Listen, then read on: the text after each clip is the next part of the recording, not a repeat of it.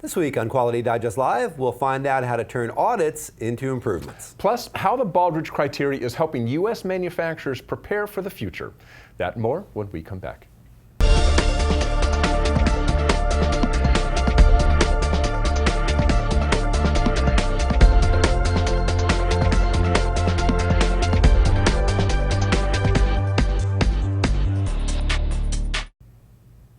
Welcome back to Quality Digest Live for July 17th, 2015. QDL is your weekly look at who and what is making the news in the world of quality. I'm Mike Richmond, publisher of Quality Digest. And I'm Quality Digest Editor-in-Chief, Dirk Ducharme. One of the problems that researchers have when looking at objects at a micron or submicron level, such as you might if you're using an atomic force microscope or an optical trap, are the issues associated with drift. And drift can be caused by a lot of things, but temperature, vibration, instrument drift, just the electronics, so forth.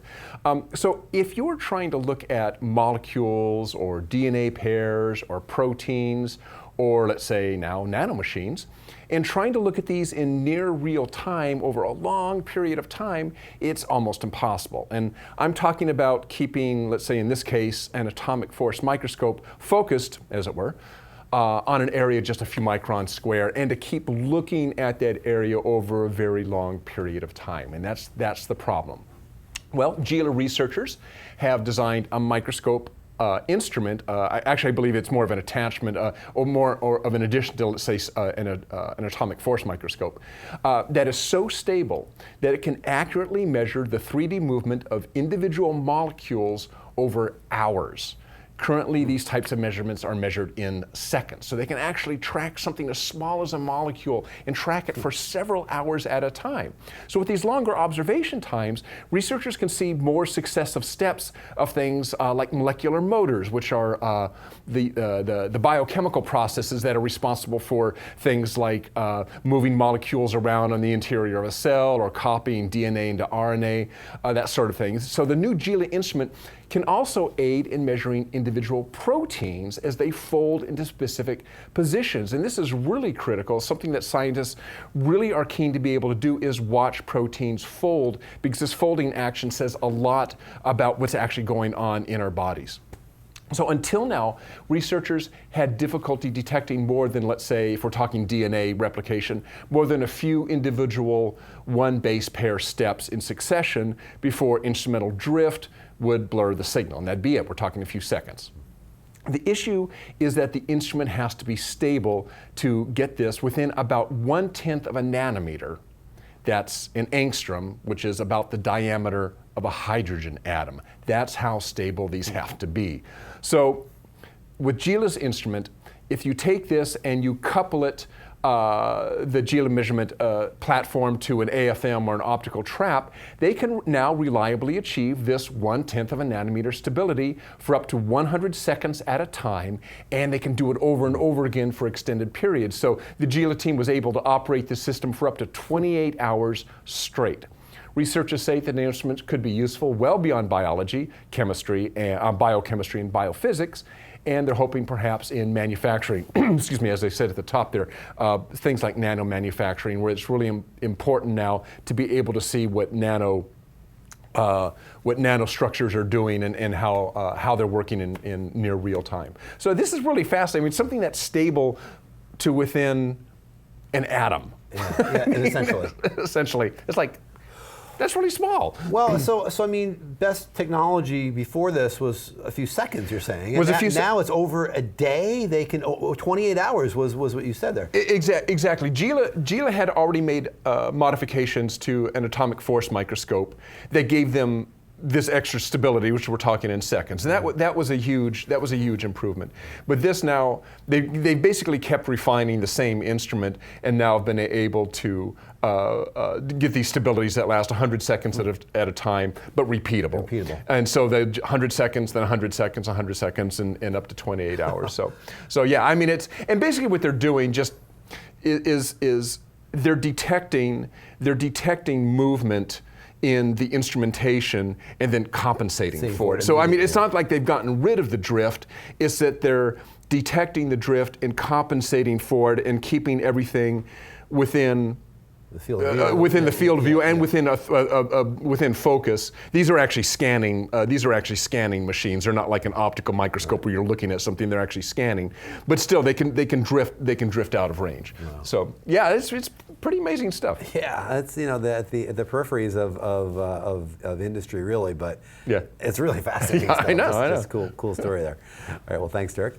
All right, well, we're drawing ever nearer to the final versions of the International Organization for Standardization's consistent pair of internationally recognized standards. Of course, we're talking about ISO 9001 regarding the management requirements for managing a quality management system, and ISO 14001, which concerns environmental management systems. Many organizations, of course, as we all know, are registered to both ISO 9001 and ISO 14001.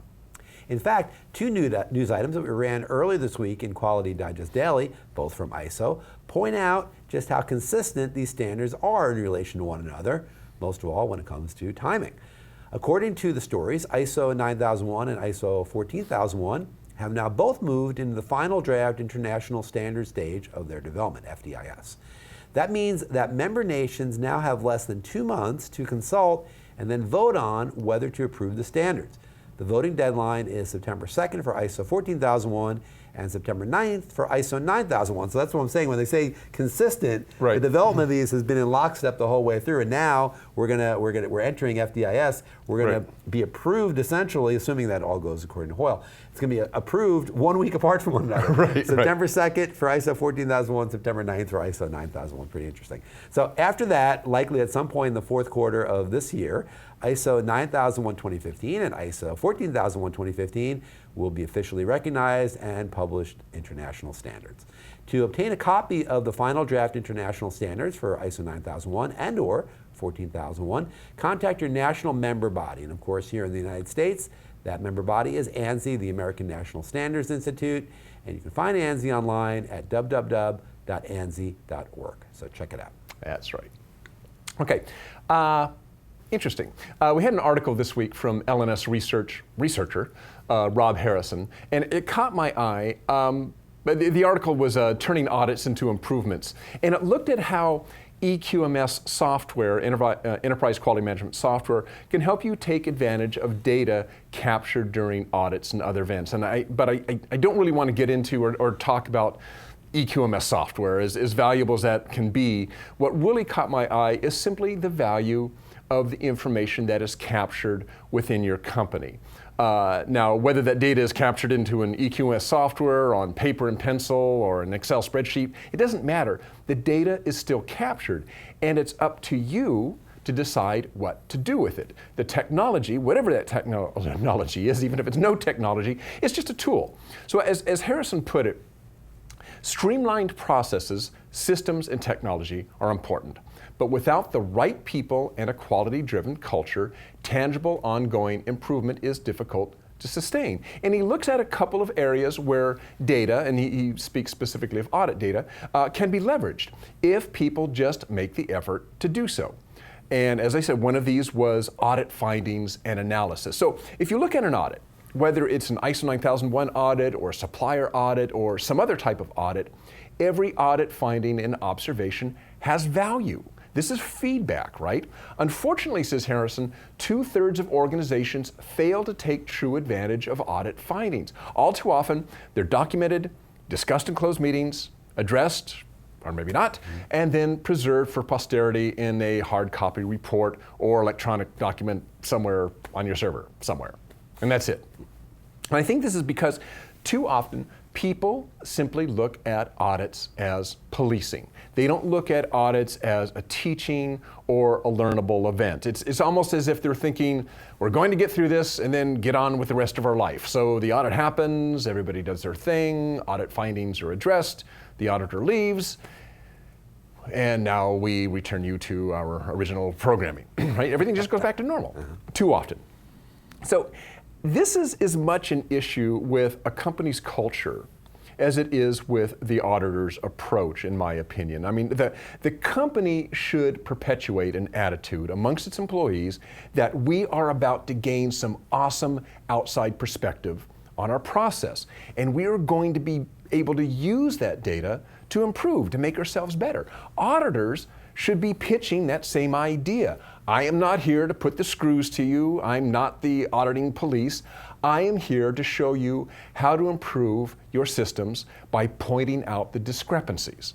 And that's basically what an auditor is doing. I think too often, we hear the horror stories from the field, is that an auditor comes in and they really do kind of act as, the police. I'm here to put the screws to you, and the companies are here just to get it over with, and that's it, and that's a shame. As Harrison points out, the value represented by each individual finding, regardless of where it was discovered in the organization, can help prevent it occurring elsewhere. Or it can trigger innovation that leads to maybe an elegant, cost-effective control. It's not enough to simply record the audit information. It's critical that proactive behavior for improvement also is implemented. Again, the corporate message should be, we just got some great information on how to get better. Now, let's share that information and figure out how to run with it. What should be happening is that the corporate culture, as driven by the C-level folks, should be encouraging the dissemination and use of these audit data. There's a lot of knowledge in business, whether it comes from an internal audit, an external audit, whether it comes from, let's say, customer feedback or tribal knowledge. We've talked about tribal knowledge quite a bit in here, or wherever the information comes from. The important thing is to get that information out there and have some sort of formal system for people to refer to that information when addressing current issues or developing new products. That system and its use has to be driven by an excited desire to improve. And I just want to take a sidetrack a little bit about here. An excited desire to improve. We talked about the corporate culture. The idea is that we should be, as a corporate culture and as individual employees, we should be excited about learning how to improve, how to get better. And I think about sometimes employees refer to themselves as craftsmen or artisans. They see their job as a special skill. When you have that kind of attitude, and when the company views you as an artisan or somebody with a special skill, then you look at critiques as ways to get better, ways to improve my art. And this sounds really airy-fairy, but I mean, if you think about it, it really does work that way. As an artisan, I mean, if you like to cook, you want to see how to improve how you cook. I mean, anything, if you think about your own hobbies, you're always interested in how can I get better at this? If you're viewed as just a doer, if you consider yourself as I'm just a doobie, I'm just a doer, and the boss looks at you as he's just a guy who does this thing, then when you get criticized, it's you're doing your job wrong. You're doing something wrong. And it's viewed as you're bad, or what you're doing is bad, as opposed to here is a critique that will help you to do your job better and to improve your skill and to make you more of an artist in what you do. I mean, it's a fine distinction. It's the same issues that get pointed out each time. But the one is, does a culture look at their employees as people with special talents, or do they look at just people who do things and we need to correct them? And I think that distinction makes a big difference. Then if you have that, then we have something like an audit or any kind of thing that comes into the business and looks at your processes. You can take that information and now you look at it in a different light. This is a means of learning. Mm-hmm. And I think a couple of things jump out at me when I listen to you talk about this. The first is this idea that people are artisans, they're people. And too often I think we tend to look at people as resources, as things to be moved around a chessboard. And that's not the right way to do it. And that ties in with the second thing I was thinking of when you were saying that was, you mentioned ISO 9001 audits. We just did a story about how ISO 9001 is moving along. It's to become a recognized standard in the 2015 version. And it's the same type of idea that why are you registering to a standard like ISO 9001? If you're doing it just to get it over with, just to get the certificate on the wall, you're not going to extract value from it. Same thing with an audit. If you just want to, as you say, get it done with, move on with our lives, there's so much value there to having an external party look at what you're doing and try to help you get better. That's the point. Just like having an ISO 9001 certificate, the point is not to have a certificate on the wall. The point is to say, we've looked at our process, we've looked at our management system, and we've established that we know what we're doing, and we know how to replicate our system and do good work. So that's the idea, is to extract from that value, not just to do it and say you did it, right? I mean, there's a big difference there. Hey, and look, you're paying thousands of dollars to have an auditor come in. Yep. I mean, make use of that information. Absolutely. I mean, and even if it's a supplier, I mean, we're talking ISO 9001, but even if it's a supplier audit or something, you're getting useful information that, I mean, and if you disagree with what they're saying, okay, that's one thing. That's but valuable too. But that's valuable too. Yeah, sure. Yeah. I mean, it's all part of this exchange, this interaction. A business is only going to flourish when there's an exchange of information and ideas. And how often do you get a chance to have somebody come in from the outside and not look at your process from a biased view? Somebody who can actually look at it fresh and be able to point out things that maybe you're simply missing. Yeah, and internal audits are valuable too, but the external part of this really is, no stakeholder really has a dog in the fight as much as just, hey, making you see what you're doing wrong. So that's really, really valuable to do. And you're right, you should extract as much value as you can from it because it is expensive and it's a unique opportunity. Get your money worth. Interesting stuff. All right, thank you again, Dirk. Okay, well, next story. 4 manufacturers is the name of the story. 4 manufacturers, Baldrige could be the cure for an uncertain future. This was a 2-part series running these last couple of weeks from our friend Dawn Marie Bailey, and Dawn is with the Baldrige program. And this was actually a 2-part article that we ran. Dirk ran part 2, I think last week, earlier this week, and we ran part 1, I think just before the holidays, just before July 4th. So a 2-part series on this from Dawn Marie Bailey. Well, you just finished telling us, Dirk, about how audits can help companies improve, and they really can. These stories from Dawn Marie Bailey look at how the right system or methodology can also help an organization improve. And in this case, of course, Dawn and we are speaking about the Baldrige Award, the Baldrige system. And even more to the point of that, we're speaking about the Baldrige criteria. The Baldrige criteria for performance excellence is a discrete part of the Baldrige system. It really is a framework, as they refer to the criteria, to help organizations improve. Because really, we know that the point of the Baldrige process is not necessarily to win a Baldrige. In many cases, you can see it that way. It's kind of analogous to the audit thing you just talked about. You can say, well, we're doing this to get the audit over with, or we're doing this to win a Baldrige. No, I mean you're doing that process because you want to try to improve your organization, and the Baldrige criteria is really the framework, again, that helps you do that, apart from the judges coming in and looking at what you're doing and giving you an award or not. In these articles, Bailey speaks with top leaders at several U.S. companies that have taken the Baldrige criteria to heart, and she looks at what they're doing, what their situations were, and how they use that criteria to improve. Before I get into that, let's back up for a minute and let's talk about what exactly the Baldrige criteria is. I mean, we talk about the Baldrige criteria many times. Many folks don't understand exactly what that criteria is, what that framework is. So let me give you a quick heads up on what that is. It's a systems-based approach to improving. And what you do is you look at it across 7 discrete categories for your organization, what your organization is doing. And they all kind of interrelate, these 7 categories. So the first one is leadership. The second one is strategic planning. Third is customer focus. Fourth is measurement, analysis, and knowledge management. All kind of go together. The fifth is workforce focus. The 6th is operations focus. And finally, the 7th is results. So you can see how this all works together. I mean, you go through this from leadership all the way down to operations, and eventually you get to results. Eventually you get to what makes your organization really work in terms of serving customers. And customer focus is a big part of this. So understanding how to serve your customers, how to give them the best that you can out of the organization that you have, is really the key to what the Baldrige criteria is all about. So the question then is, so what did the criteria actually do for these organizations? And again, in these 2 parts of this series, Dawn Marie Bailey looks at several organizations that use the criteria to improve their organizations. So what did they do? What's the question that allowed them to succeed? And why did they use the criteria as the backbone of their continuous improvement program? Well, let's take a look at what a pair of the leaders had to say. There were 2 particular leaders when you read this that she referred to time and time again, and that jumped out at me that I want to pull some quotes from because I thought they were really, really interesting. The first one is Michael Garvey. And Michael Garvey is the CEO of M7 Technologies, which is a manufacturer. And Garvey says, the Baldrige criteria, this is a direct quote from the story, the Baldrige criteria brings a sense of stability. They build a foundation that gives you a well-organized roadmap to performance excellence. how you create your working philosophy, how you fulfill your responsibilities to your community. Just everything is outlined in the criteria.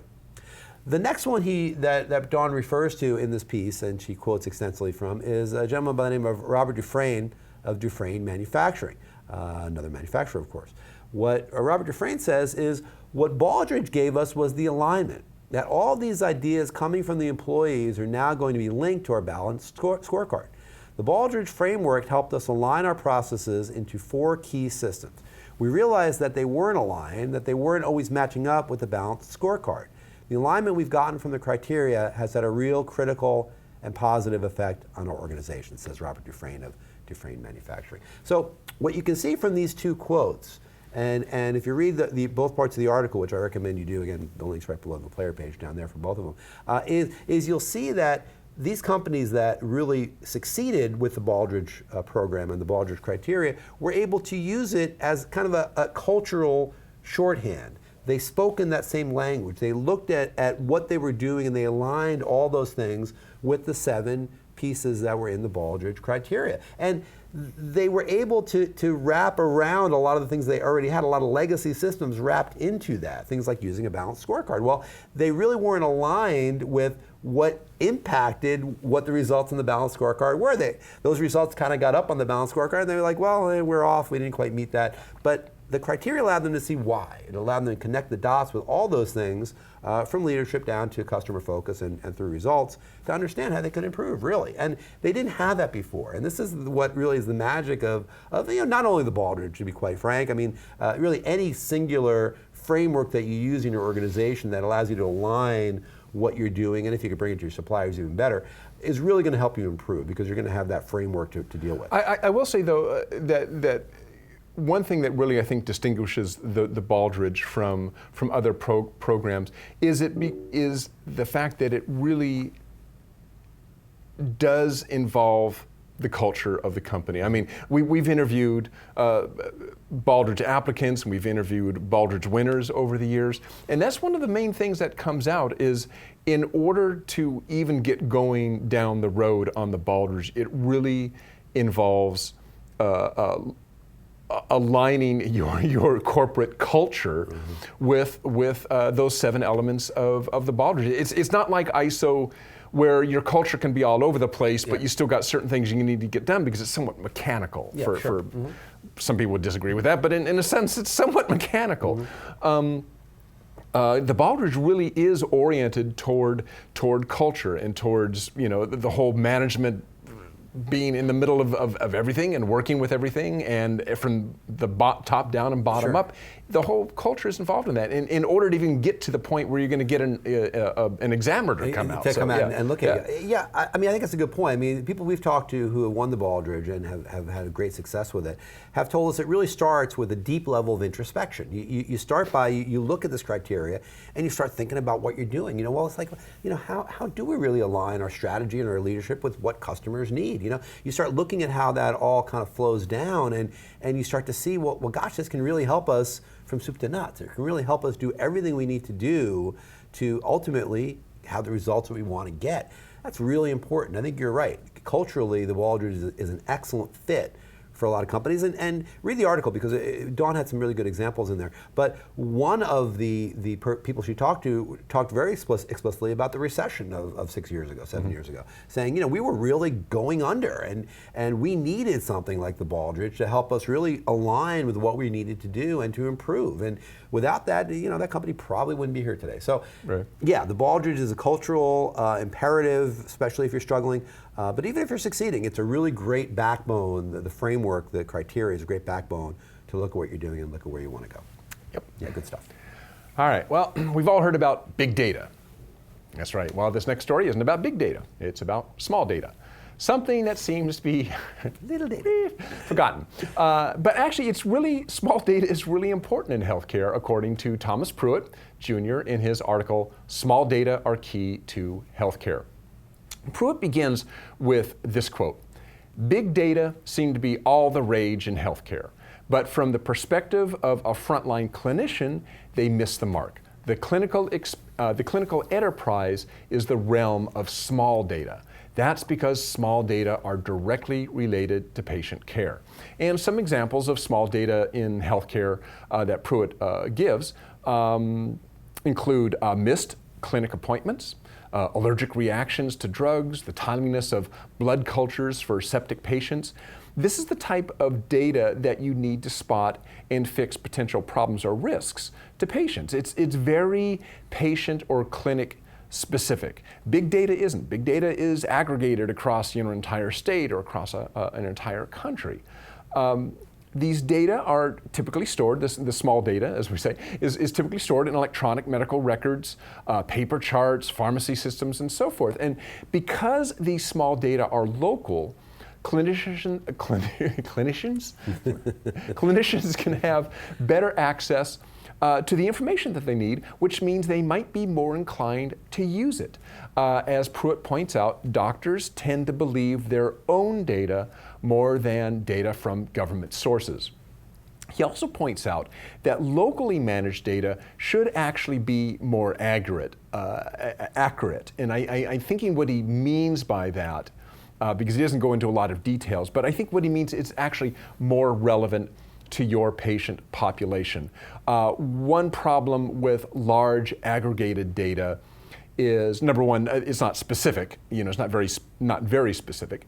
But also, while it's useful for understanding healthcare issues as a whole, let's say across a country, across a region, or it's useful for setting benchmarks, it may not actually accurately represent your particular clinic's population.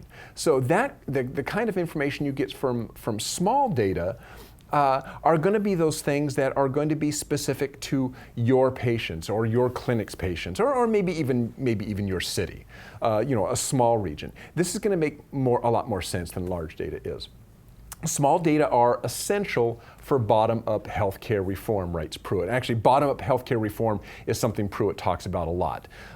If you link out to our article, that actually links back, I think, to some of his other articles on his blog. Really good information on some thoughtful stuff on healthcare quality.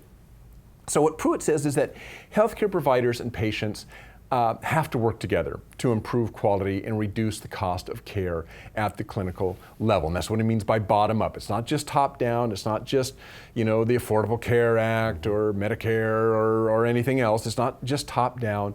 It's at the clinical level, including the patients, got to be working from the bottom up as well in order to improve the quality of healthcare.